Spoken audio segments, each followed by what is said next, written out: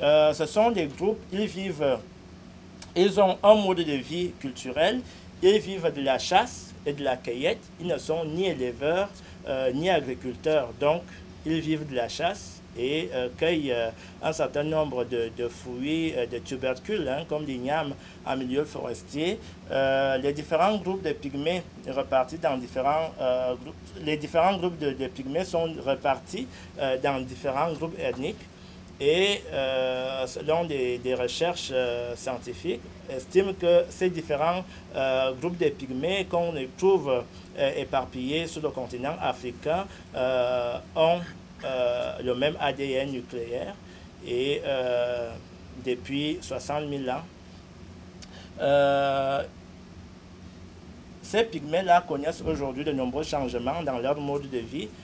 Autrefois, ils étaient nomades. Aujourd'hui, ils sont obligés de se sédentariser. Alors, en ce qui concerne le Cameroun, qui a une population de 19 millions d'habitants et plus, les Baka, qui sont un groupe de pygmées, qui vivent dans la région de l'Est et du Sud du Cameroun, ont environ 40 000 individus. Il y a les Bakola, Bagweli, qui habitent la région du Sud du Cameroun, 3 000 individus seulement. Les Médians, région du centre, 1000 individus seulement. Les Aka, un peu plus de 500 individus. Ce qui fait que, comparativement à la population totale du Cameroun, ils représentent en effet une minorité en ce qui concerne ne serait-ce que leur effectif.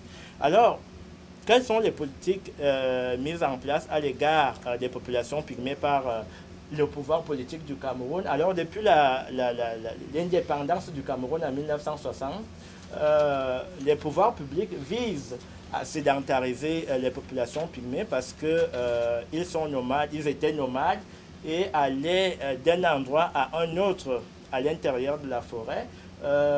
L'État voulait faire d'eux des citoyens à part entière en leur permettant, en construisant en leur permettant d'habiter à côté de certaines populations bantoues, mais sauf que tout cela crée un certain nombre de problèmes. D'abord, les populations pygmées qui n'ont ni acte de naissance ont du mal à s'insérer dans la vie du pays. Parce qu'ils n'ont pas d'acte de naissance, ils ne peuvent pas étudier, ils ne peuvent pas aller à l'école parce qu'ils n'ont pas d'acte de naissance tout simplement. Et en même temps, ils ne peuvent même pas aller dans les centres de santé simplement parce que on ne peut pas les identifier. Et en plus, l'autre problème, c'est que la manière dont ils définissent la santé n'est pas exactement la même manière que les autres populations. Ils pensent que pour se faire soigner, il faut utiliser un certain nombre d'écorces en fonction de ce qu'ils ressentent, en fonction de la cause de la maladie. La cause peut être spirituelle, la cause peut être comportementale.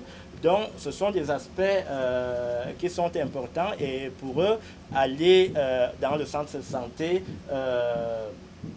ils ne voient pas l'intérêt d'aller dans le centre de santé. Vers 1968, lors du deuxième plan quinquennal, parce que dès les indépendances, le Cameroun avait des plans quinquennaux, le gouvernement a lancé l'opération 1000 pieds visant à développer des cultures industrielles en pays pygmées, notamment chez les Baka. De nombreuses actions sociales sont entreprises pour les émanciper, mais malheureusement, toutes ces actions prises ne produisent pas tout à fait les effets escomptés. Donc, les populations pygmées à l'heure actuelle, que le gouvernement essaie de sédentariser, même en milieu urbain, ont beaucoup de mal simplement parce que lorsqu'une femme pygmée envoie son premier enfant à l'école et que celui-là n'a pas réussi, elle n'a vraiment pas envie d'envoyer un autre enfant à l'école. Et ce qu'on constate aussi, c'est que malgré les efforts du gouvernement, on ne voit aucun pygmée dans les instances de prise de décision.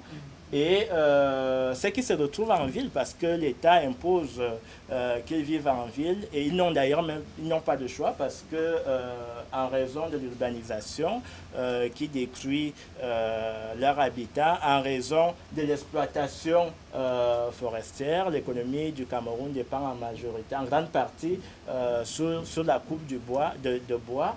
Et à l'heure actuelle, il y a un certain nombre de projets qui visent à construire, par exemple, des barrages hydroélectriques. Et tout cela sème la zizanie autour de la vie des populations pygmées. Et au niveau urbain, tel que je le disais, ces populations qui vivent habituellement, qui consomment habituellement de la viande, ont beaucoup de mal à se nourrir, simplement parce que le gouvernement, par exemple, interdit la vente de viande parce qu'il faut protéger les espèces. Du coup, les populations pygmées n'ont pas accès à la viande qui constitue l'élément clé de leur alimentation. Donc, les pouvoirs politiques du pays ont demandé de l'aide à la Banque mondiale. 2 minutes. À la Banque mondiale pour se faire aider. C'est la Banque mondiale qui a juste structurellement. Pour se faire aider en mettant en place le Programme national de développement participatif, qui est une stratégie pour la réduction de la pauvreté, la croissance économique, la décentralisation, la bonne gouvernance, etc.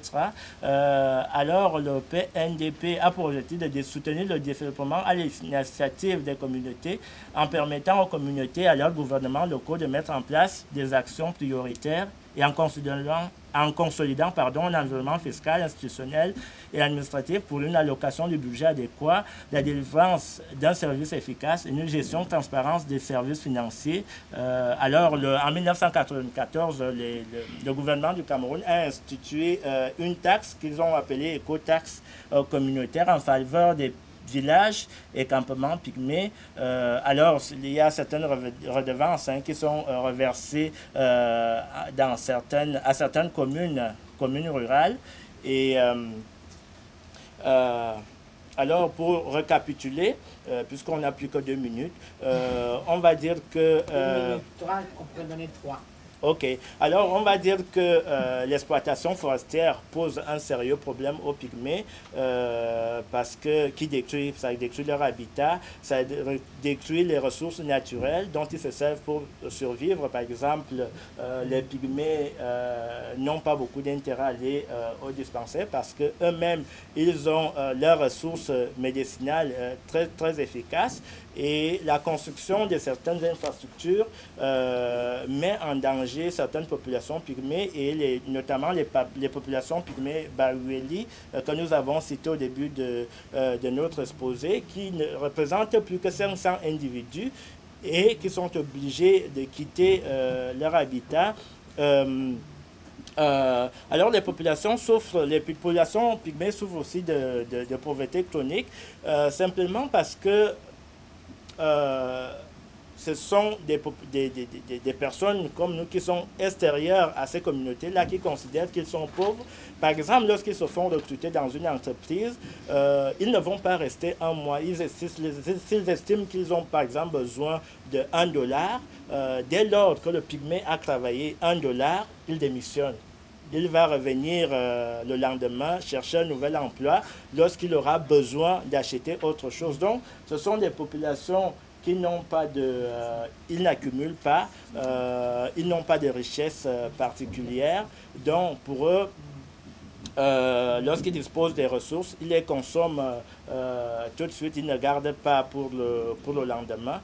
Donc, et également, le fait de faire en sorte que les populations pygmées vivent avec d'autres communautés, cela crée, par exemple, des problèmes sanitaires. Par exemple, depuis quelques années, on constate que les populations pygmées qui n'avaient pas de sida, par exemple, ils sont victimes du VIH-Sida, et notamment ce sida-là entre dans la communauté à travers les femmes. Par exemple, les hommes pygmées n'ont pas le droit d'avoir une relation avec des femmes bantoues.